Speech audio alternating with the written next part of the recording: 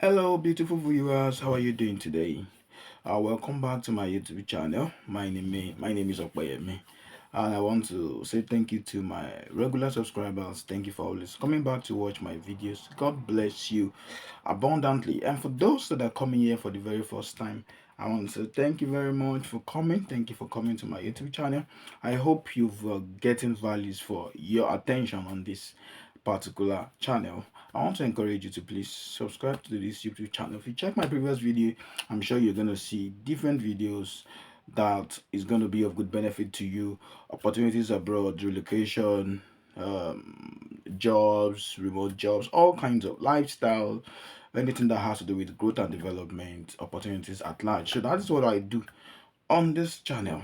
So please, if you see any of these videos, or if you feel this, you see this channel quite interesting, please kindly click the subscription button, turn on the notification bell, so that whenever I post videos, you get to be part of those that will see it firsthand. So on today's video, I'm just going to open our eyes to dependent visa. A lot of people have raised a lot of suggestions, a lot of questions rather, about dependent, about switching your visa from the skilled worker visa to any other visa, or from switching dependent. In this video, I'm just going to answer a lot of the questions that has come to do with switching of visa, or maybe interchanging position. So just watch this video to the end, and I know it's going to be a good one for you. So if you see this video good, if you see it quite impactful, I will encourage you to please share with people around you. So today I'll just mention one or two things on this video. So if you're someone on the health and care worker visa and your wife is your dependent, let me start from there. Before you okay If you're on the care and work visa and your wife is your dependent and you are the main applicant, so if you want to switch from being the main applicant to making your wife the new applicant, then you need to also watch this video. Now, if you have processed your relocation, you've gotten your visa, or you've applied, you submitted your application before the 11th of March 2024, or let me say by midnight of 11th of March 2024, if you have submitted your visa, then a lot of things doesn't apply to you anymore. So now, if you are on the care worker visa before the 11th of March, you can still bring your dependent. If you have any dependent, of course, you know what dependent means. Not anybody above 18 years, and definitely you have to show proof that this person is your dependent. So you can bring them in. If you're already in the UK, you can bring them in, as long as you've processed all of this, process your visa, or you make the application, you've submitted the application before the 11th of March 2024. So now, if you want to switch from being the main applicant to being a dependent, now if you're planning to do that, it means that you're doing that after 11th of March. That is to say that, okay, let me say, for example, if you have spent 2 or 3 years in the UK, and then you want to switch your position with your wife is dependent, you are the main applicant, and now you want to switch, you want to change from being the main applicant to being the dependent, and your wife being the main applicant. Now, this is what's going to happen.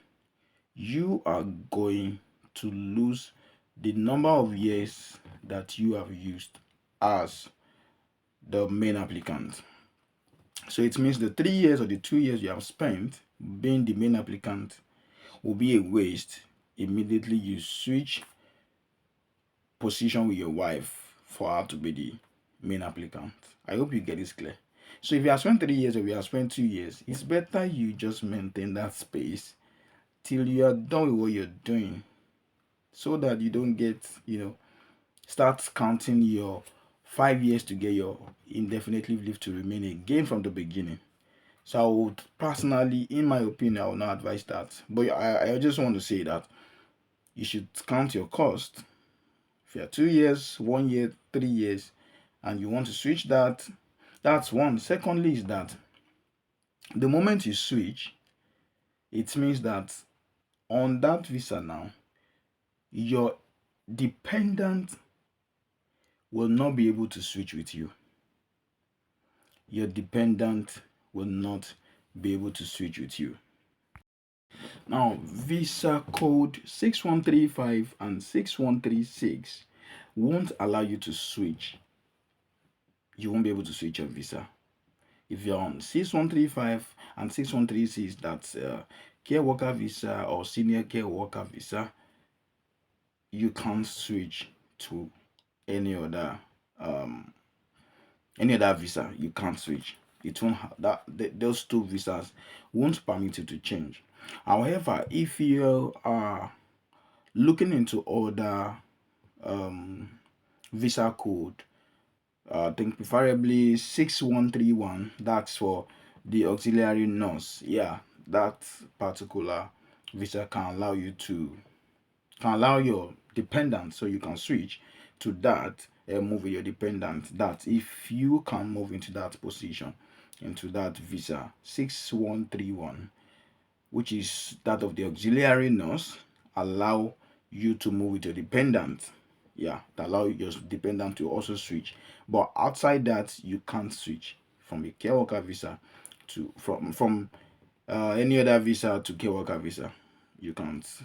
You can't switch. So you might have to look into other codes so that you can switch, and then your dependent can switch it too. I'm gonna read this with you to you rather from the government website. It says to switch to visa. It said you might be able to apply change. You might be able to apply to change, that is switch to a skilled worker visa if you're already in the UK on a different type of visa. So even a different type of visa in the UK, it says you might be able to switch. That's for you as the main applicant now. So now for your partner and children now, it says your partner or child visa will not automatically switch to this visa if you switch yours. If they do not switch their visa, it will be valid until its original end date. They can either apply at the same time as you or at any time before their current visa expires. So you can say that. So you can't, your dependent can't switch. So you need to know that, and know that very well. So I also know that a lot of people are beginning to make a lot of comments, a lot of conclusion about some things. A lot of people believe that because you are inside the UK already, some things does not apply to you, or some rules does not apply to you, or you can do some things because you're already in, or because you're already in, something doesn't count for you. Okay, now this is it. There is no rule that is binding people in here that is not binding people outside of UK. So this is it. The same rule binding people in the UK is the same rule binding people outside of the UK. Let me simplify it further to say that if you're in the UK before, okay, let me say the rules that took place before, the immigration rule that was adjusted before 11th of March, or the ones that commenced 11th of March that became effective from 11th of March. If you're already in the UK before that time, fine, that might not affect you. But every other rule affects everybody, irrespective of your location. It affects every other person.